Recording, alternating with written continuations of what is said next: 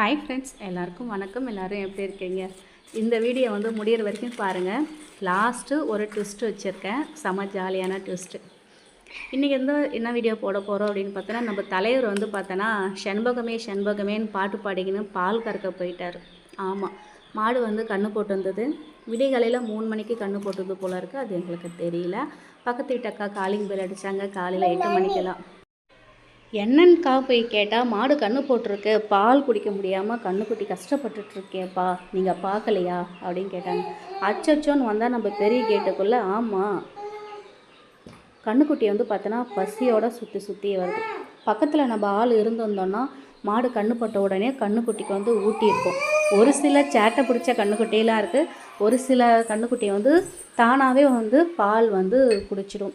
ஒரு சில கன்றுக்குட்டிக்கு தெரியலையா, அது என்னன்னு தெரியல, பால் வந்து குடிக்க முடியல.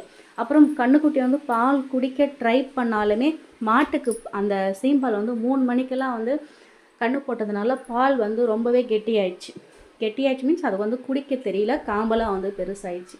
இப்போ அதை என்ன பண்ணணும்னா, அந்த பாலை வந்து கொஞ்சமாக நம்ம வந்து கறக்கணும். அந்த கறந்து நாங்கள் எங்கள் கிராமத்தில் நாங்கள் என்ன செய்வோன்னா, மாடு கன்று போட்ட உடனே கொஞ்சமாக பாலை வந்து கறந்துருவோம். பாலை கறந்து பக்கத்தில் ஏதாவது அம்மன் கோயில் இருந்தாலும் அந்த அம்மன் கோயிலுக்கு போயிட்டு கொஞ்சம் பால் ஊற்றிட்டு வருவோம். மிச்ச பாலை வந்துட்டு ஸ்வீட்டு மாதிரி சர்க்கரை ஏலக்காயெல்லாம் போட்டுட்டு செஞ்சு சாப்பிடுவோம். நாங்களும் சாப்பிடுவோம், பக்கத்தில் இருக்கிறவங்களும்.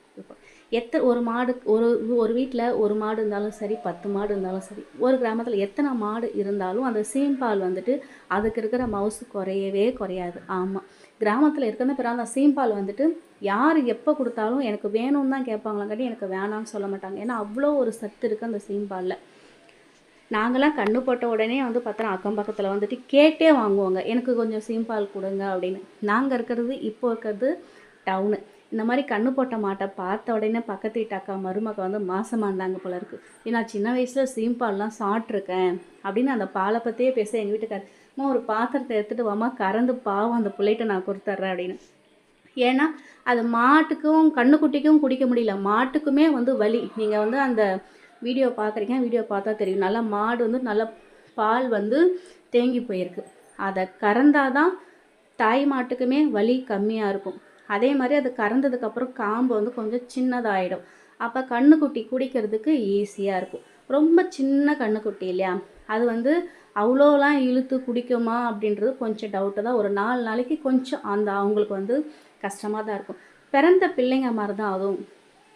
கொஞ்சம் வந்து பாலை வந்து கறந்துடலான்னு சொல்லிட்டு ஒரு பாத்திரத்தை வச்சு ஒரு அக்கா வீட்டுக்கு கறக்கலான்னு கறந்தார்.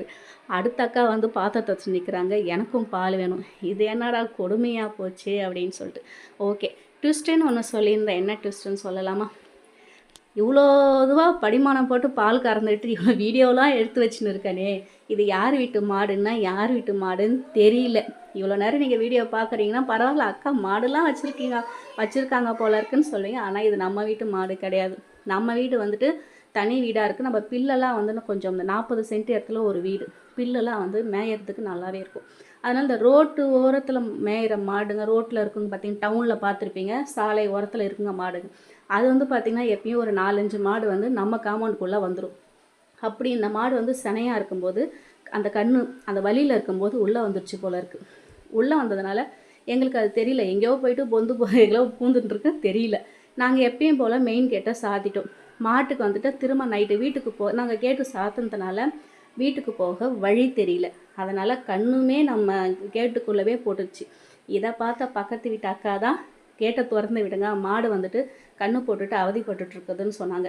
அதுக்கப்புறம் எங்கள் வீட்டுக்கார போய் பார்த்தாரு, மடி கொஞ்சம் பெருசாக இருக்குது. அந்த பாலை கறந்து விட்டுட்டு அதுக்கப்புறமா கண்ணுக்குட்டியை வந்துட்டு நல்லா பாலை வந்து ஊட்டி விட்டு அதுக்கப்புறம் அந்த மாடுக்காரங்க சொந்தக்காரங்க யாருன்னு விசாரித்து அவங்களுடைய ஃபோன் நம்பர் வாங்கி மாட்டுக்காரங்களுக்கு வந்து இன்ஃபார்ம் பண்ணோம்.